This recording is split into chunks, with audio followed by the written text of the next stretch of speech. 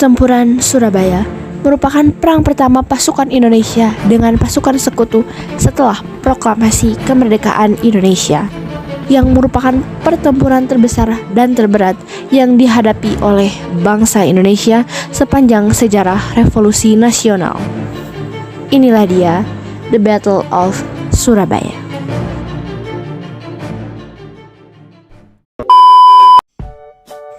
Halo teman-teman semuanya, perkenalkan aku Zahra Molaya, perwakilan dari kelompok 4. Kelompok 4 beranggotakan 4 orang. 1.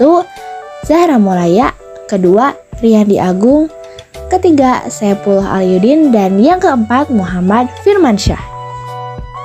Pada kesempatan kali ini, aku akan memaparkan materi mengenai pertempuran Surabaya.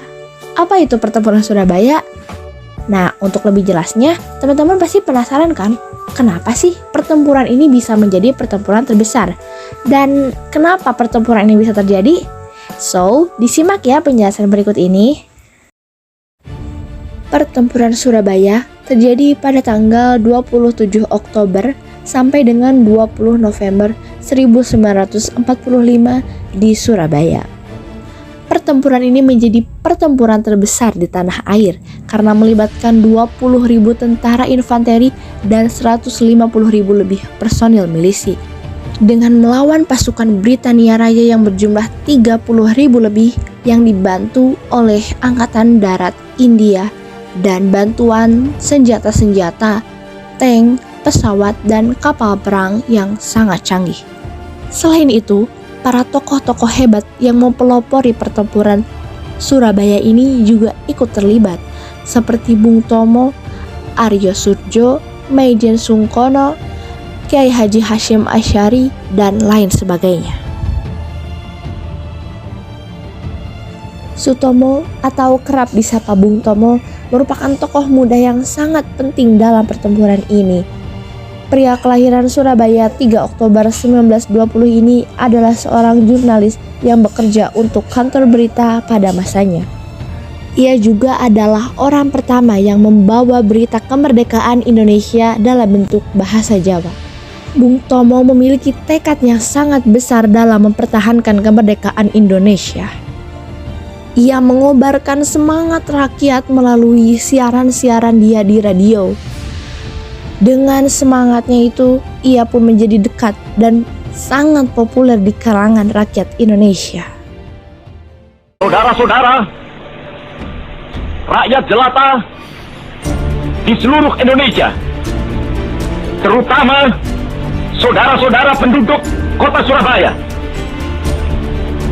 kita semuanya telah mengetahui bahwa hari ini tentara Inggris telah menyebarkan pamflet-pamflet yang memberikan suatu ancaman kepada kita semua. Kita diwajibkan untuk dalam waktu yang mereka tentukan menyerahkan senjata-senjata yang telah kita rebut dari tangannya tentara Jepang. Saudara-saudara rakyat Surabaya, siaplah keadaan genting. Tetapi saya peringatkan sekali lagi, jangan mulai menembak. Baru kalau kita ditembak, maka kita akan ganti menyerang mereka itu. Kita tunjukkan bahwa kita ini adalah benar-benar orang yang ingin merdeka. Dan untuk kita saudara-saudara, lebih baik kita hancur daripada tidak merdeka. Sebelum yang kita tetap merdeka atau mati. Namun sayang, berita kemerdekaan Indonesia belum menjadi akhir yang manis bagi rakyat Indonesia. Sesaat setelah proklamasi dibacakan, Indonesia mendapatkan musibah yang mengejutkan. Inilah dia insiden Hotel Yamato. Pada 31 Agustus 1945, pemerintah mengeluarkan sebuah maklumat yang berisi bahwa mulai dari 1 September 1945, bendera nasional Sangsaka Merah Putih Indonesia dikibarkan terus di seluruh wilayah Indonesia. Namun, pada tanggal 19 September 1945, tepatnya pukul 9 malam, sekelompok orang Belanda di bawah pimpinan Mr. W.V.C.H. Plugman pada saat itu mengibarkan bendera Belanda berwarna merah, putih, dan biru tanpa persetujuan pemerintah daerah Surabaya. Bendera Belanda berkibar di langit Surabaya, tepatnya di Hotel Yamato yang sekarang bernama Hotel Majapahit.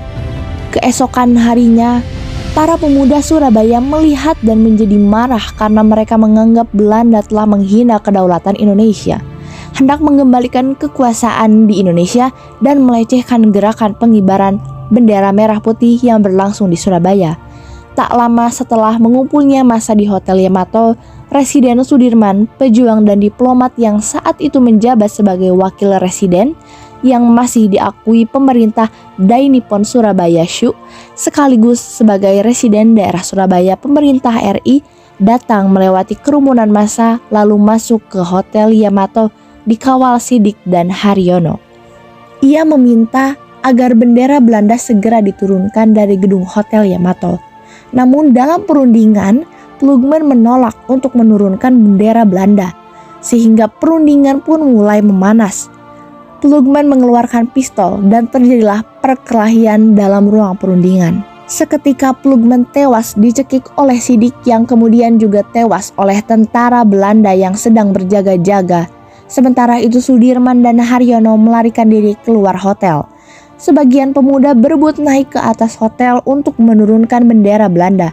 Haryono yang semula bersama Sudirman kembali ke dalam hotel dan terlibat dalam pemanjatan tiang bendera bersama Kusnowibowo berhasil menurunkan bendera Belanda, merobek bagian birunya dan menggereknya ke puncak tiang bendera kembali sebagai bendera merah putih. Setelah peristiwa Hotel Yamato, peristiwa lain terus bermunculan yang membuat keadaan kedua belah pihak menjadi semakin memanas. Tepatnya pada tanggal 30 Oktober 1945, Brigadir Jenderal Alberti Malabi tewas dalam sebuah pertikaian. Ini terjadi karena sebelumnya pada tanggal 26 Oktober, salah satu peleton dari Field Security Station yang berada di bawah pimpinan Kapten Shaw menyerbu penjara Kalisosok dalam upaya membebaskan Kapten Huyer dan membebaskan para tawanan Belanda yang berada di kompleks Wonokitri. Keadaan ini membuat Surabaya semakin memanas karena pada keesokan harinya Sekutu menyebarkan selebaran berisi ultimatum bagi para pasukan Indonesia untuk menyerah kepada pihak Sekutu dalam waktu 48 jam atau menghadapi konsekuensi ditembak. Tanggal 30 Oktober, Indonesia dan Sekutu akhirnya sepakat untuk melakukan gencatan senjata. Namun, kesepakatan tersebut diingkari. Kedua belah pihak kembali bentrok yang akhirnya menyebabkan Jenderal Malabi tewas. Tewasnya sang jenderal membuat amarah Sekutu meningkat. Setelah Malabi tewas, Afnei kemudian menunjuk Jenderal Robert Mansergh sebagai pemimpin pasukan Sekutu di Surabaya. Robert mengeluarkan ultimatum yang menyebutkan bahwa semua pimpinan dan orang Indonesia yang bersenjata harus melapor dan meletakkan senjata di tempat yang ditentukan dan menyerahkan diri dengan mengangkat tangan di atas. Batas ultimatum adalah jam 6 pagi pada tanggal 10 November. Kejadian tersebut semakin menimbulkan rasa kebencian di Surabaya yang membuat munculnya seruan di radio untuk mengusir pihak Inggris dari wilayah tersebut. Bung Tomo merupakan salah satu tokoh yang terus memberi seruan melalui radio. Melihat adanya berbagai tindakan yang dilakukan oleh pihak Inggris, semakin meyakinkan pihak Indonesia bahwa peperangan yang akan terjadi tidak lagi bisa dihindari. Hari pertempuran pun tiba. Para penduduk Surabaya memegang senjata di tangan. Para pemuda yang telah bergotong royong semalaman telah siap menghalau lawan. Saat itu, pasukan Indonesia terdiri dari berbagai elemen, tentara, polisi, pelajar, badan-badan perjuangan, hingga petani dan pedagang. Ultimatum yang ditolak oleh Indonesia menyebabkan Inggris melancarkan serangan-serangan tepatnya pada tanggal 10 November di pagi hari yang menjadi awal dari pertempuran kedua belah pihak. Dengan berbekal jumlah dan senjata rampasan Jepang, mereka mencoba mempertahankan kota dari serangan serdadu senjata lengkap yang baru saja memenangkan Perang Dunia Kedua. Serangan sekutu akhirnya tiba. Inggris membombardir Surabaya melalui berbagai serangan. Tak butuh waktu lama, korban-korban mulai berjatuhan. Banyak di antaranya adalah warga sipil tak berdosa. Dari hari ke hari, perang berjalan alot dari pintu ke pintu. Sampai pada pekan pertama, pihak lawan berhasil menguasai beberapa daerah penting. Namun, berkat semangat para pejuang, perlawanan tak henti sampai di situ saja. Setelah 3 minggu berlalu, perang akhirnya berakhir. Diperkirakan ada 6.000 sampai 16.000 pejuang dari pihak Indonesia tewas dan 200.000 rakyat sipil mengungsi dari Surabaya. Sementara itu korban dari pasukan Inggris dan India diperkirakan berjumlah 600 hingga 2.000 jiwa.